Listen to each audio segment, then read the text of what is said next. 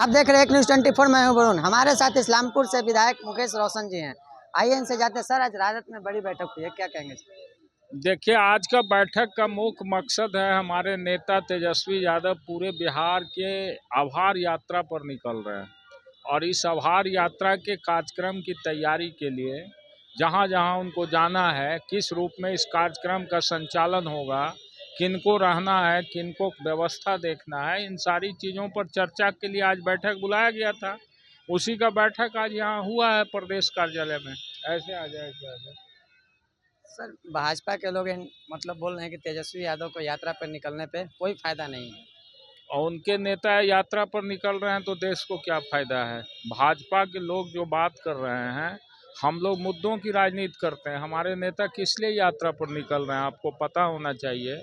हमारा सबसे बड़ा डिमांड है कि देश के अंदर जातीय गणना कराई जाए और जातीय गणना जब देश में बीजेपी के लोगों ने नहीं कराया और हम जब बिहार में सत्ता में आए तो हम लोगों ने जातीय गणना कराया। जातीय गणना का रिपोर्ट प्रकाशित हुआ, उसके आधार पर आरक्षण की सीमा बढ़ाई गई, लेकिन उस सीमा को सुप्रीम कोर्ट ने अभी रोक लगा दिया। तो ये जब दिल्ली की सरकार है बीजेपी का, यदि गरीबों, दलितों, पीड़ितों के प्रति यदि समर्पित है और उसके हक की बात करती है, तो इनको तो अध्यादेश ला करके सुप्रीम कोर्ट ने जो अभी रोक लगाया है उसको लागू करवाना चाहिए था। वो लागू भी नहीं हुआ। संविधान के 9वीं अनुसूची में हम लोग कह रहे हैं आरक्षण को शामिल कीजिए, जो नया आरक्षण की सीमा बढ़ाई गई है वो भी नहीं कर रहे हैं ये लोग। तो कह रहे हैं कोई फ़ायदा नहीं होगा। हम बिहार की जनता को ये बताना चाहते हैं कि ये आपके हक और हकूक़ की लड़ाई है। खास करके पिछड़ा दलित जो है, जिसको आज तक समाज के मुख्य धारा से अलग रखा गया, उसको समाज के मुख्य धारा में जोड़ने की लड़ाई है। हमारे राष्ट्रीय अध्यक्ष जी क्या कहते हैं, उनका यही कहना है कि जिसकी जितनी संख्या है उतनी उसकी भागीदारी होनी चाहिए। तो इसी भागीदारी की लड़ाई हम लोग लड़ रहे हैं और शुरू से इस बात को हम लोग लड़ रहे हैं। कोई नई बात थोड़ी क्या है ये।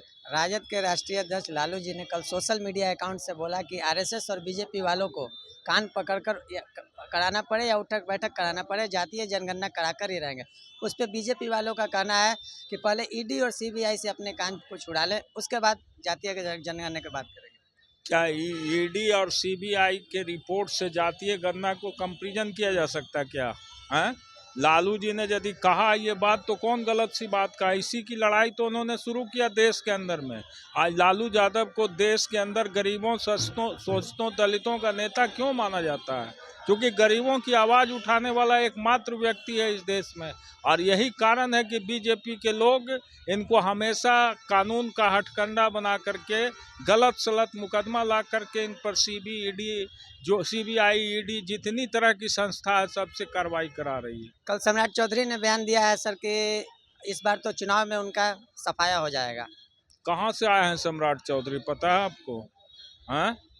जहाँ से उनके राजनीति का उत्पत्ति हुआ है वो सफाया करने चले हैं। खुद पूरे बिहार में सफाया हो गया उनका। अच्छा, आखिरी सवाल सर।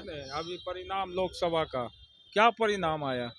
जो बात कर रहे थे लोग 400 पार कहाँ गया इनका?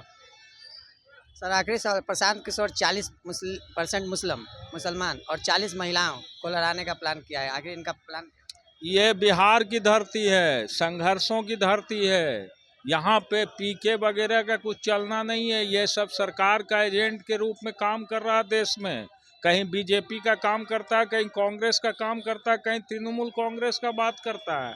और ये सब लोग सिर्फ बिहार के अंदर चाहता है कि किसी तरह से हमारा नेटवर्क और हमारा व्यापार जिंदा रहे। इसी के लिए ये पीके जी यहाँ आए हैं, बिहार के कल्याण के लिए नहीं आए हैं। ये थे इस्लामपुर विधायक मुकेश रोशन जी। ऐसे ही तमाम बड़े खबरों के लिए बने रहें एक न्यूज़ 24 के साथ।